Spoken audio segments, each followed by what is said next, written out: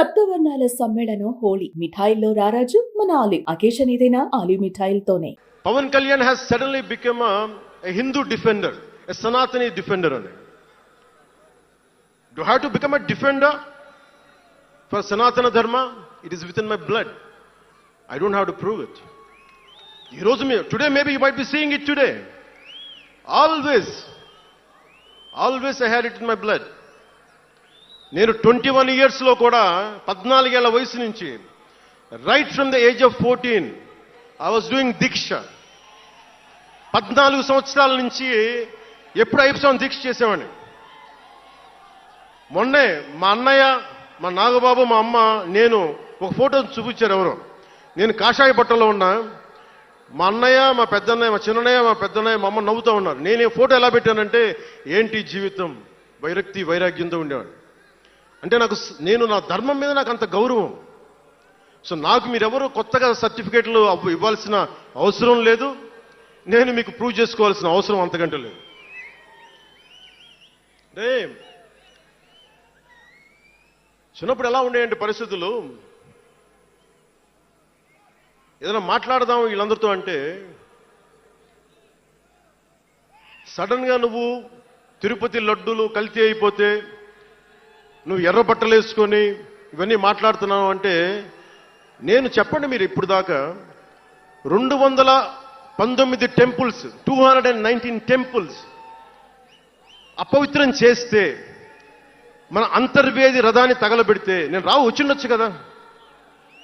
రామతీర్థంలో రామచంద్రుల వారి విగ్రహాన్ని తల నరికేస్తే నేను బయటకు వచ్చి గోల చేసి ఉండొచ్చు కదా. ఎందుకు స్టేట్మెంట్గా పరిమితం అయ్యాం? చిన్నప్పటి నుంచి మా ఇంట్లో రామనామ జపం ఉండేది. మా నాన్న ఉమ్మడి కమ్యూనిస్ట్ పార్టీ సభ్యుడు, ఎథీస్ట్ ఒకప్పుడు, టీన్స్లో 20లో. ఆయన మరి ఎలా మారిందో మనసు తెలియదు కానీ విపరీతం రామభక్తుడు అయిపోయాడు నేను పుట్టేటప్పటికి. మా ఇంట్లో ఎప్పుడూ రామనామమే ఉండేది. ఆ రామనామాన్ని జపిస్తూనే నాకు జబ్బు వచ్చినా మా నాన్న రామనామం చెప్పేవాడు. అలాంటి రామనామం జపించే మాకు రాముడి విగ్రహం తల నరికేస్తే కోపం రాకూడదంటారేంటి మీరు?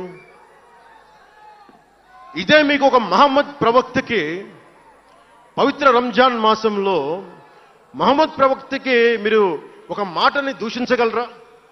దూషించి బతకగలరా? అల్లాని ఒక మాట అనగలరా? జీసస్ క్రైస్ట్ ఒక మాట అనగలరా? మేరీ మాతని ఒక మాట అనగలరా? కానీ పార్వతీ దేవిని తిడతారు, లక్ష్మీ మాతని తిడతారు.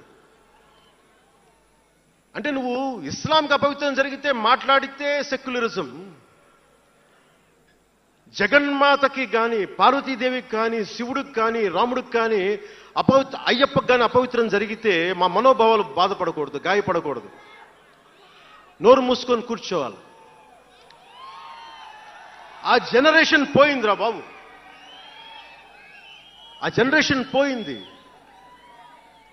ఒక తప్పుని తప్పుగానే చెప్తాం. ఒక హిందువు ఒక ముస్లిం పట్ల తప్పు చేస్తే తప్పనే చెప్తాం.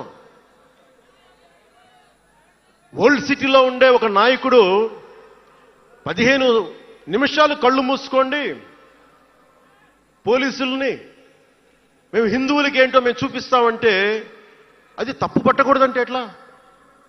అది మతోన్మాదమా? ఏం మాట్లాడుతున్నారు మీరు? బతుకమ్మ బతుకమ్మ బతుకమ్మ అని చెప్పి బతుకమ్మ పాటని మీరు వెటకారం చేసి ఓల్డ్ సిటీ నాయకుడు మాట్లాడితే దాన్ని డిఫెండ్ చేసుకోవటం హిందూ అహంకారం అంటే నేను ఏం చెప్పండి? నేను అంటే అల్లాహకు ఒక న్యాయం, మహమ్మద్కి ఒక న్యాయం, అమ్మవారికి ఇంకో న్యాయమా? అలా కుదరదు బాబు. ఈ ధర్మం అందరికీ సమాన అవకాశం ఇచ్చింది. సనాతన ధర్మం ఉండబట్టే విజయనగర రాజులు మస్జిద్ కట్టించారు.